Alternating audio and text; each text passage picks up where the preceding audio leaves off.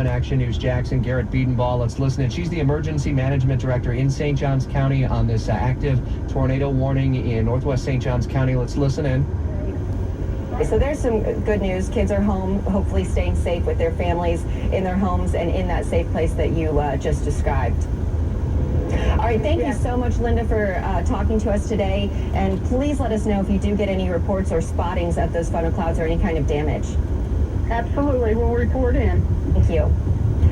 Garrett? Still getting reports of wind gusts 40 to 50 miles per hour in Duval County, not under a tornado warning as of right now. Ariel, let's do a track. This rotation is now in Duval County, and you can see not under a tornado warning right now. It's 11:24, and tornado warning for St. Johns County and portions of eastern Clay County going to 11:45. There's a little bit of more classic reds and greens together, so we'll storm track that. Not under a tornado warning, but Bayard 11:27, Palm Valley 11:49. That would include the, Ponte Vedra area. Let's go back to the southern end of the storm going through Green Cove Springs, Ariel, and track that one, and we'll show some areas that are at least still maybe weakening somewhat with this rotation, at least on this presentation on First Alert Doppler HD. And you can see the bright greens around 20 to 30 miles per hour likely crossing the St. Johns River right now to the north of the Shands Bridge. Just getting another update. So that rotation has weakened slightly. There still may be a funnel perhaps, but still a tornado warning in effect until 11:45 a.m. for this. We'll put a storm track on it for you guys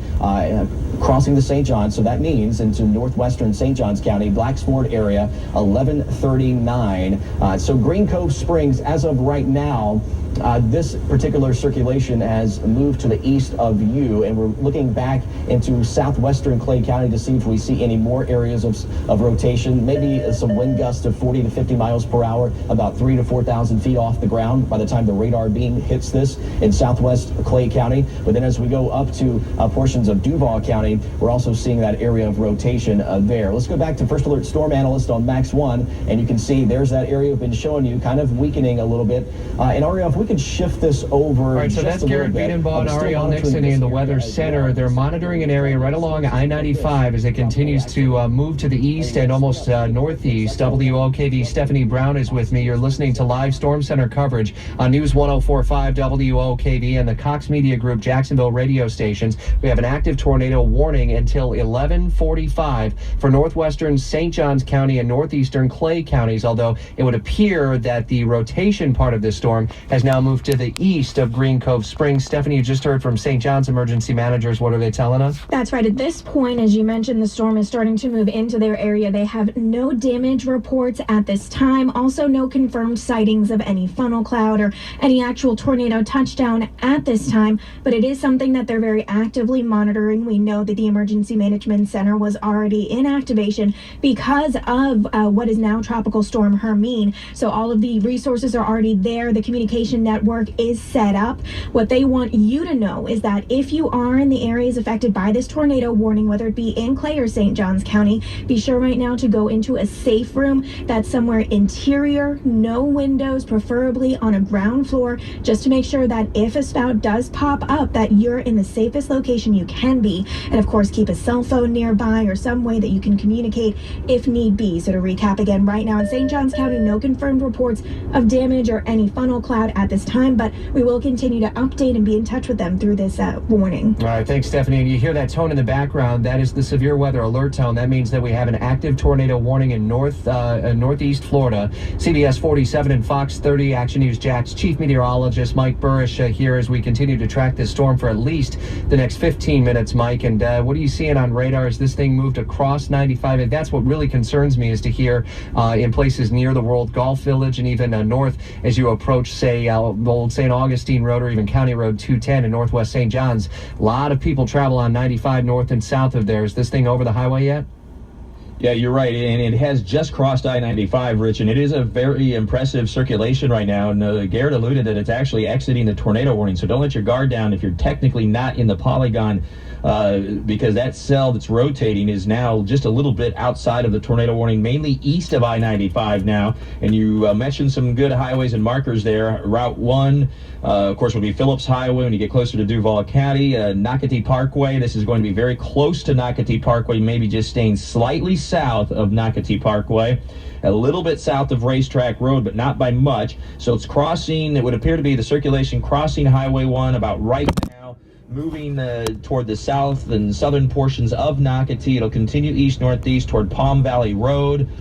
For our listeners that might be listening on the radio now, obviously in your car, I want to get out some of these highways that would be impacted. Route 1, Nocatee Parkway, Palm Valley Road, Meikler Road as well. This would get very close to Meikler's Beach the way it would look right now. The area along the Guana River, the intercoastal there of far eastern St. Johns County. Still a fairly impressive circulation that has now fully moved east of Interstate 95, Rich, and is now the most impressive circulation on First Alert Doppler HD. The one that was the second one is a little bit weaker, but is still evident, is now east of Green Cove Springs and is crossing the St. Johns River, and that'll be crossing Interstate 95 a little bit farther to the south. That particular storm, let me get my bearings on First Alert Doppler HD. Okay, so very near the World Golf Village or so, not too far from the St. Augustine premium outlets. So we're seeing that particular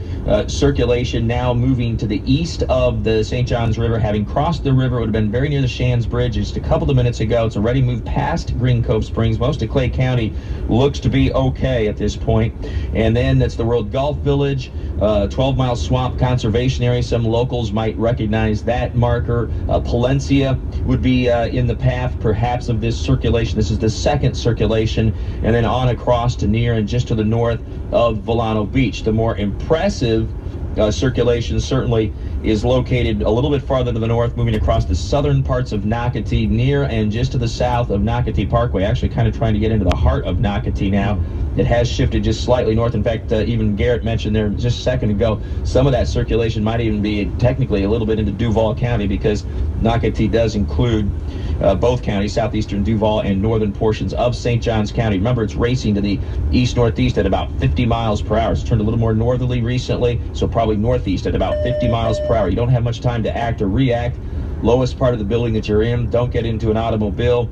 And if you're in a mobile home, best thing to do is to try to get into something that's a little bit more sturdy.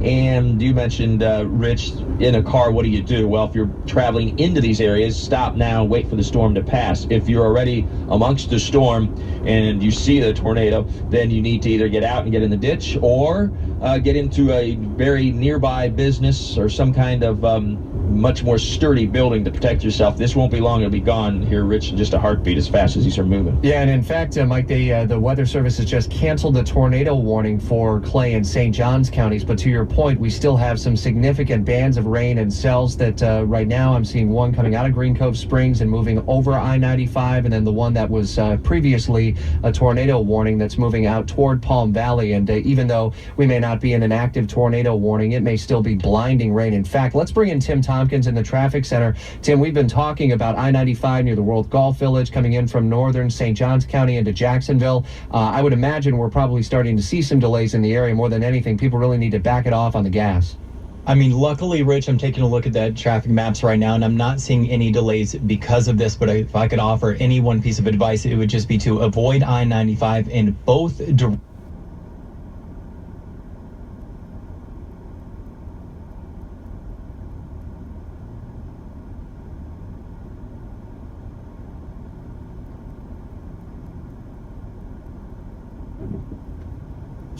X1029, Jacksonville's new alternative. But how do they make fries that live up to the name Bacon Egg?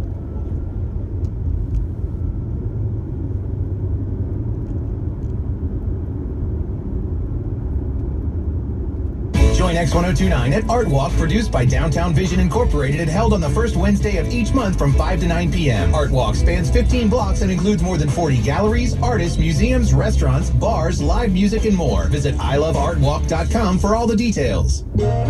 Believe it or not, in the morning show as the bands were sweeping through, but this is still, I would imagine, the remnants of Hermine, and we may actually be under the threat of these kind of isolated tornadoes that would pop up over the next, couple of hours maybe? Yeah, maybe an hour or two. The atmosphere is such there's quite a bit of shear in it where they could still produce a rotation and a funnel cloud or tornado. That should wane as we go through the day. And you're right about the tornado warning expiring, but we still have both circulations on first other Doppler HD. And actually, the National Weather Service does point that out, that they still are indicating rotation. It just seems to maybe perhaps be a little bit more mid-level now, which means it wouldn't be reaching the ground. But both of those circulations are still evident on first other Doppler HD, now crossing the first one east of Green Cove Springs, crossing Interstate 95, not too far from the outlet malls. And then a second one that we've been tracking for a while now that started out near Fruit Cove is now well to the east, near the Intercoastal, just south of Palm Valley, not too far from Nocatee. And so while we may not have a tornado, you may very well get 40 to 60 mile per hour wind gusts in a very quick period of time as these very heavy showers, and lacking any lightning, but very heavy showers, race to the east-northeast at about 50 miles per hour or so, and blinding rain at the very least. But it does appear as though the tornado potential is backed off a little bit, but we still could see some strong and even locally damaging winds with this line that extends from Green Cove Springs right to the coast, just north of St. Augustine and through the Road Golf Village and the outlet malls. We're looking at very heavy rainfall here all the way up to Palm Valley now in St. Johns County, and extending as far southwest as Keystone Heights in Clay County. And then in Duval County, all that's really left is a heavy shower that's moving offshore at Jacksonville Beach, and that's just about it for the intense rain. There's some showers still left in the metro area, but the intense line here that has spawned that tornado warning that has since been discontinued, as we mentioned, now extends across southern Clay County from Keystone Heights to near and just south of Green Cove Springs, then across the river near Piccolata, and would then be very near the Road Golf Village, the outlet malls, to about Palm Valley, moving east-northeast at 45 to 50 miles per hour, Rich. Action News Jack's chief meteorologist Mike Bursch. We're in live storm center coverage as we had a tornado warning that was activated until 11:45 for northeastern Clay, northwestern St. Johns County. It's canceled. However, there is still some weak rotation that's being spotted, and that's why we're still in storm center coverage right now. We want to make sure that we keep you safe, especially as you're out on the roads. A lot of this rain is affecting some of the busy areas of northwest St. Johns County, as Mike was just mentioning, near World Golf Village along I-95. If you're in Nocatee, US 1, County Road 210 area, and out toward the beaches just south of Palm Valley into Ponte Vedra, and maybe just north of Alano Beach. Our team coverage continues in the Storm Center. WOKV Stephanie Brown was listening in to an Emergency Operations Center update from Duval County. What was the word, the big takeaways from them? Right, so Duval County was not covered by this tornado warning. However, they've been giving frequent updates about the impacts of Hermine through the last few days, and this was actually what they said is going to be the last one. With the brunt of the storm having just passed us, they're actually ending the state of emergency that was declared effective at noon today. The purpose of the state of emergency was to free up some financial resources in case that was needed in the aftermath of the storm, but the mayor feels comfortable about the response efforts that we've had so far. So the Emergency Operations Center in Duval County also getting ready to stand down as the brunt of the storm now really moves past us. He believes that the tornado threat as well is going to really be done within the next hour or so here, according to their guidance from the National Weather Service in Jacksonville. And in fact, Jacksonville is looking to flip the tables now. Mayor Lenny Curry saying that he's reached out to the governor to say that we're in a capacity where we can go respond. If there are other counties, for example, in the Big Bend or Panhandle area that need more resources, the mayor is working to coordinate having those resources move to the more hard-hit affected areas. One thing I wouldn't be surprised to see, for example, is if JEA or Red Cross volunteers from Northeast Florida wind up moving into those affected counties. But of course, they'll be sure to address what we need to do here in Northeast Florida first. Right now, they're speaking about some of the damage assessments and reports that we have had. I'm working to get that full recap right now, and we will have that on Jacksonville's News at Noon coming right up. All right, Stephanie, appreciate the update. You mentioned JEA. We still have upwards of 6,000 JEA customers who are without service right now. It looks like the biggest areas out toward Baldwin, there are at least 271 different outages, if you will, around the JEA grid. And there's still a number of outages from Clay Electric in the Orange Park and Fleming Island area, and through Nassau County and St. Johns County. There were several hundred outages at last check from FPL. Action News Jack's chief meteorologist Mike Bursch is with me as we continue to track this really intense thunderstorm. it's not a severe thunderstorm necessarily by the criteria set forth by the National Weather Service. And again, the tornado warning has been allowed to expire for Clay and St. Johns County. But Mike, I would imagine as you continue to see this storm that's now maybe the intensity is just over or just east of I-95, this is really a pretty impressive looking cell that continues to move ever so swiftly to the east and northeast. What, 40, 45 miles an hour? That's moving. That's chugging. Yeah, it is really a solid 40, maybe closer to 50 miles per hour. And so you combine that forward speed with already a lot of wind in the atmosphere, of course, with Hermine not all that far away. It doesn't take much to get 50, 60, 70 mile per hour winds at the surface with this band of showers. It is now clearing Green Cove Springs and is across far southern Clay County from near and just south of Keystone Heights now to just south of Green Cove Springs, as I mentioned. So it'll be moving into Hastings and Elkton and Spuds and St. Johns County, and then extending through parts of Nocatee and just near and south of Palm Valley, still indicating some weak circulations on first alert Doppler HD. So a funnel cloud or brief tornado could quickly spin up at little or no advance notice, really, but it doesn't look like it's particularly deep through the atmosphere. In other words, it kind of looks like mid-level circulation, which tells us that the more likely scenario would be the damaging wind threat of something like 40 to 50 miles per hour, maybe slightly stronger. And a lot of rain with this, and plenty of rain over the last few days, means saturated ground wouldn't take all that much to get the trees to be uprooted as this line moves through parts of Clay and St. Johns County. All right, that sounds good. Mike, I appreciate the live updates as they've been coming in as we continue to track this. I guess as we put the bow on this live Storm Center coverage, since the urgency of a tornado warning has been allowed to expire, do you see over the next hour or so who should kind of be listening close or just keeping a sharp ear out? I still see gusty winds outside of our studios here in Southside, so clearly we're not done with kind of the fringe effects on the outer effects of Hermine, but over the next few hours, do we see conditions gradually begin to improve?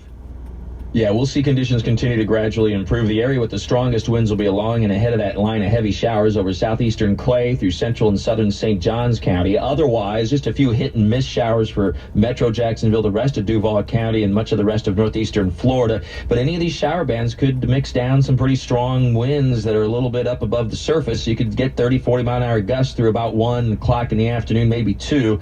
But as Hermine continues to move to the northeast, and it's now not that far from really Savannah, as long as as that circulation continues to move away, we'll see the winds gradually diminish as we go through this afternoon. One other thing we need to be aware of later this afternoon, Rich, as we get into some sunshine at times at least and some heating, there may be some pretty heavy showers and thunderstorms that develop and redevelop very late this afternoon into early this evening that could cause some localized flooding, could locally be pretty heavy, but I wouldn't expect necessarily severe weather with that activity. And the overall winds will be declining, diminishing as we go through the afternoon, and the conditions gradually improving at the beaches, though we continue to try to implore people not to go in the water at our beaches. And I would also like to mention just real quick, Rich, that our National Weather Service is conducting some post-storm surveys scattered about the area, especially west on I-10, a little bit west of Baker County, but they'll be conducting some storm surveys through this afternoon after Hermine made landfall last evening. You mentioned the rain potential. I was talking to Linda Stoughton earlier from the Emergency Operations Center in St. John. She says they fared so well.